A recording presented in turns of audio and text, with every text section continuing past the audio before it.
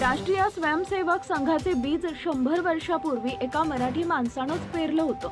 संघामुळेच माझ्यासारख्या अनेकांना देशासाठी जगण्याची प्रेरणा मिळाली, ही माझ्यासाठी अभिमानाची बाब आहे, असं प्रतिपादन पंतप्रधान नरेंद्र मोदी यांनी साहित्य संमेलनात उद्घाटन प्रसंगी मराठीचा गौरव केला। मराठी संत साहित्यिक विचारवंत यांच्या योगदानाचा अतिशय हसतेनं आणि गौरवानं उल्लेख करताना नरेंद्र मोदी यांनी मराठी साहित्यातील संत वचने, कवी वचने अनेक दाखले दिले। आज राजधानी दिल्ली अतिशय मनापासून तुम्हाला अभिवादन करतो, असं ते म्हणाले। अमृताहूनही गोड आहे मराठीवर माझे तुम्हाला अभिवादन। जगभरात 12 कोटी भाषेत मराठी आहे। मराठीला अभिजात भाषेचा दर्जा मिळावा यासाठी ते किती वर्ष खाटकळले होते।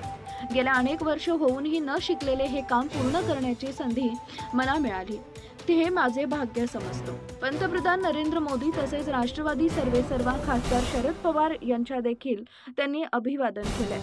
संमेलनाचं उद्घाटन करण्याचं भाग्य लाभले, असं म्हणाले मोदी। शरद पवार हे त्यांचे भाषण संपून खुर्चीकडे परत येत असताना त्यांनी उभे राहून दाद दिली आणि खुर्ची सरकवून बसण्यासाठी मदत केली।